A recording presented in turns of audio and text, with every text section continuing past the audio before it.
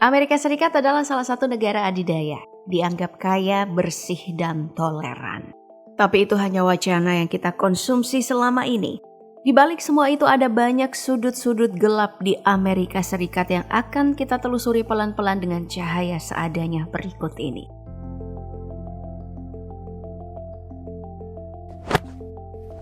Negeri Paman Sam yang identik dengan kebebasan ini tidaklah sebebas itu.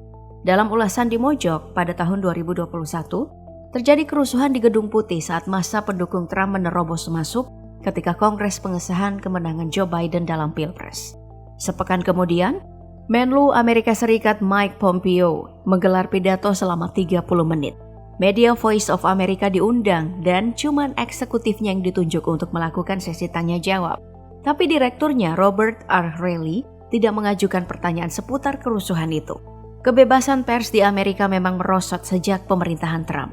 Media selalu dicecar kalimat berita palsu dan musuh rakyat. Tahun 2018 beberapa jurnalis melakukan serangan serempak dengan berita bertagar #enemy of none atau bukan musuh siapapun. Media juga kadang membesar-besarkan kebebasan di Amerika. Nyatanya, semua negara sama saja. Tidak ada yang namanya bebas. Atau ada, tapi dimiliki oleh yang berkuasa dan bersenjata. Kekerasan bersenjata menurut laporan VOX yang dilakukan oleh pihak keamanan adalah yang tertinggi di dunia.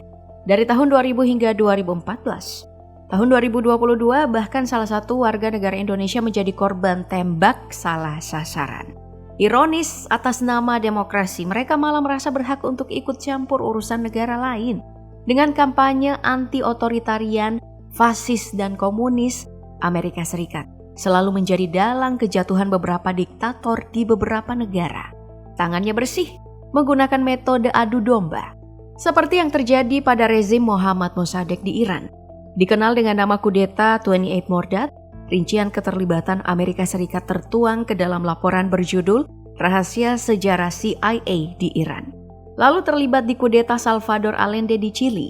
Terlibat dalam pembunuhan pimpinan sosialis Kongo tahun 1961. Aktif dalam kudeta Libya tahun 2011. Menggulingkan Muammar Gaddafi.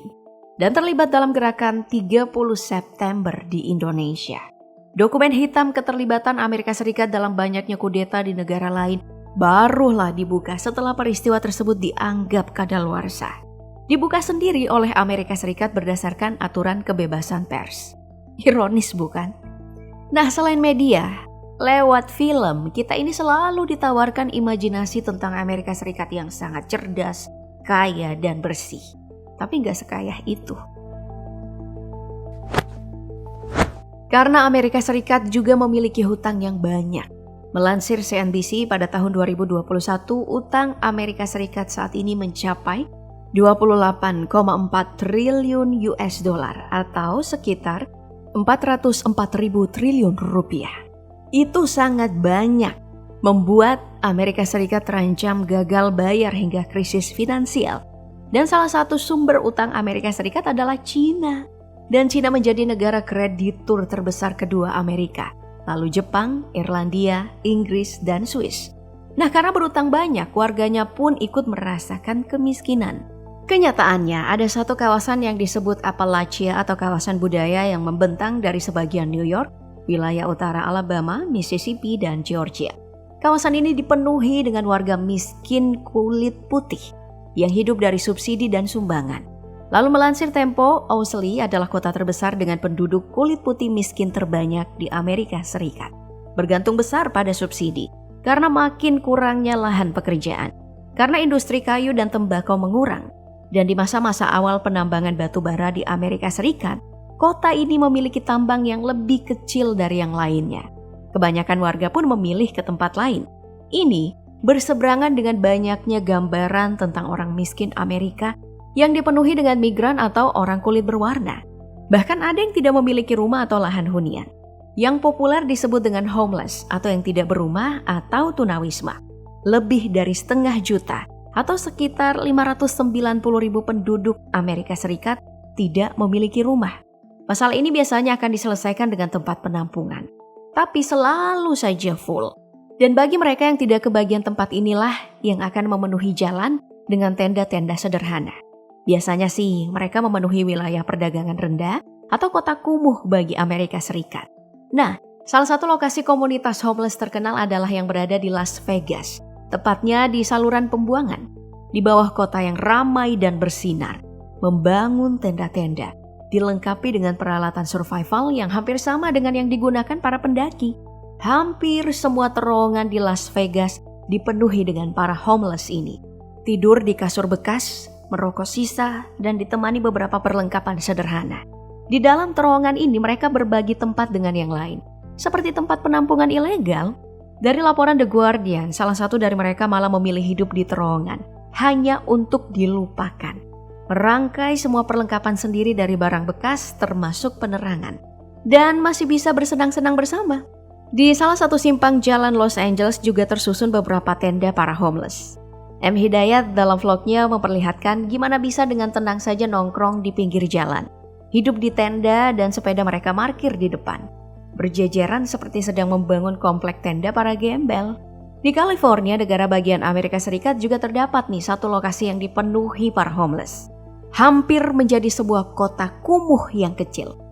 Mereka adalah orang-orang yang tidak bisa membayar apartemen dan biaya hidup yang mahal. Beberapa adalah orang yang terbuang dari keluarga dan masyarakat. Hiduplah dengan barang-barang bekas. Tidak berumah, tapi masih ada sisa barang berharga. Mobil. Maka mereka akan tinggal di mobil itu. Hidup selayaknya hidup di rumah. Tidak sedikit dari mereka mencari penghasilan dengan menjadi musisi jalanan. Di sudut jalan di kota Philadelphia, pemandangan ini sangat familiar. Para homeless yang berkumpul sekitar 950 kepala. Hidup dengan pakaian yang dibawa kemana-mana. Banyak di antara mereka yang memiliki penyakit mental yang akut. Mengonsumsi obat-obatan, berlumuran sampah, bahkan menjadi sampah perkotaan itu sendiri. Ada satu hal yang menarik dari beberapa toko makanan di Amerika Serikat. Beberapa akan menyimpan sisa makanan dari pengunjung yang kekenyangan atau gak ngabisin makanannya untuk diberikan kepada homeless atau warga miskin yang terbiasa datang meminta sisa. Sisa makanan yang masih bisa mereka nikmati dengan senyum. Menghasilkan gaya hidup para miskin. Ada yang disebut dengan dumpster, istilah untuk pemungut sampah makanan. Menyelami sampah adalah kegiatan mencari makanan gratis. Sudah dilakukan para homeless sejak lama. Biasanya akan mendatangi toko makanan seperti roti dan mengais-ngais tempat sampah umum yang sisa makannya ditaruh di kantong khusus. Jadi lumayan aman dan bersih. Aktivitas ini disebut dengan dumpster diving.